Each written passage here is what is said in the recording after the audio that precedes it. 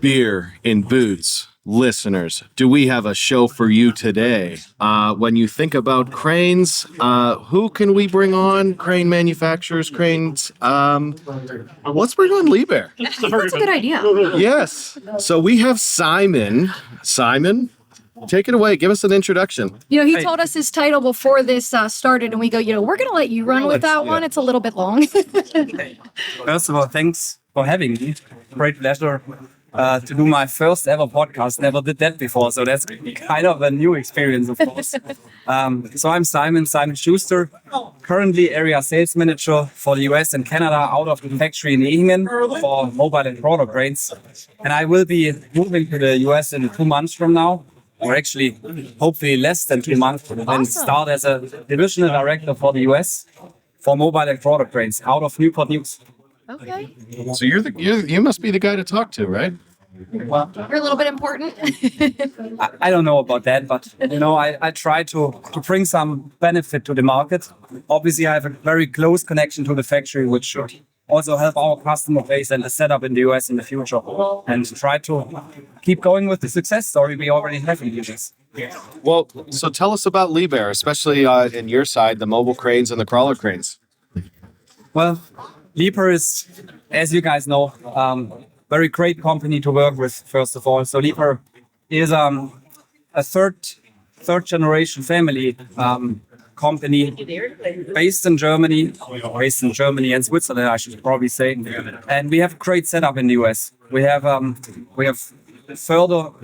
quite a few locations. Main location for us is Newport News in Virginia.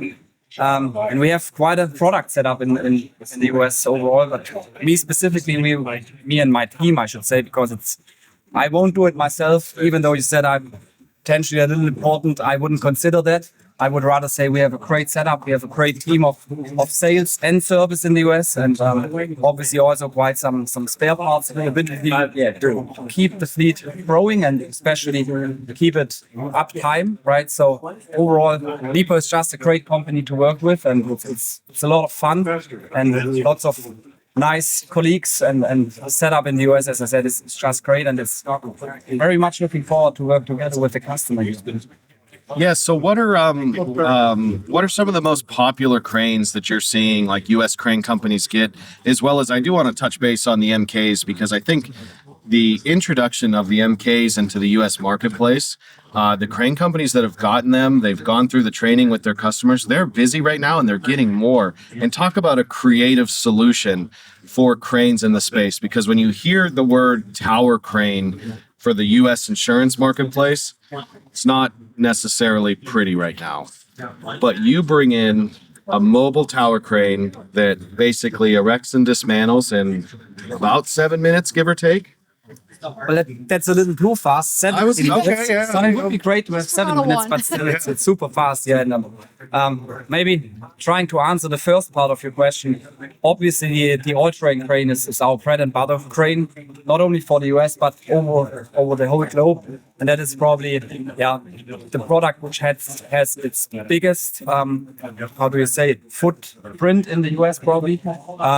Crawler cranes for sure. I mean the large beasts which you probably know of. And then we have rough terrain cranes. We have actually pellet crawlers. So there's quite a few of products to name which we have in our portfolio. Touching base on the MK, rather new product for the US market, and quite a unique concept. Obviously, tower crane on an AT chassis. So quite a interesting and challenging at the same time to explain the concept to our customers, and the customers explaining it to their customers in the end. But we think that there's great potential, especially in narrow job sites and cities. Basically, go over some obstacles. So we think the MK will get there. Will it take time? Probably yes, but we are very convinced of the concept of this machine, and it should be a success story, hopefully. Awesome. So what are obviously there's challenges in the marketplace, but okay, you taking over like the U.S. and all of that. What do you see in the next 5 years of what like Liebherr offering? Because even just looking at it from seeing our customers, having the direct, like working direct with you for like service and parts, that is a big plus that they like. But just give us a look inside the next 5 years with your upcoming reign. Well, first of all, we have a great setup already, right? So I won't be coming here and change the world because I just don't have to, right? We have a great setup, both sales related and especially also service related. So the team we have in the US is just doing a tremendous job for years and years. So really, obviously, there's always room to improvement, but overall, I would say it's very important that we keep the uptime of our current fleet in the US market high, right? So the customer base is happy with our machines, first of all. And then, yes, I mean, bringing in new crane types, we changed quite a few of our products from the Lycan 2 control system to the Lycan 3 control system. So there's challenges ahead of us, which are quite exciting overall, I would say. Will it be a challenge? Yes, for sure. But again, we have a great team, great setup here already. And I don't think there's lots of change needed, even though I say better is always possible, right? So that's the goal, basically. So you're coming to the U.S., and I don't know how much you know about what the United States insurance marketplace is compared to the European and Canadian insurance marketplace, but it's a big difference. And we're insurance brokers for crane companies. So we're going to open up. Do you have any questions that you'd like to ask us?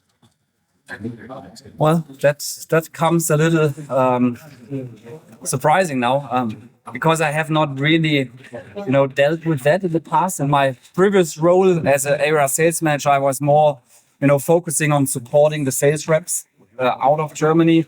So I guess the main question is, what is the huge difference to Europe? And is that something you could even answer if you compare the insurance part between North America and Europe? Did you fly into the Indianapolis airport this week? I did. Between the airport and the hotel, how many attorney billboards did you see? Lots. I didn't count, but it was lots. There's the difference. You lose count. It's the litigious environment. It's very, like, lawsuits are heavy, plaintiff attorneys, large settlements, large payouts. I would say that's the main difference. And it's significantly increasing the cost of insurance compared to like the European model or even the Canadian model.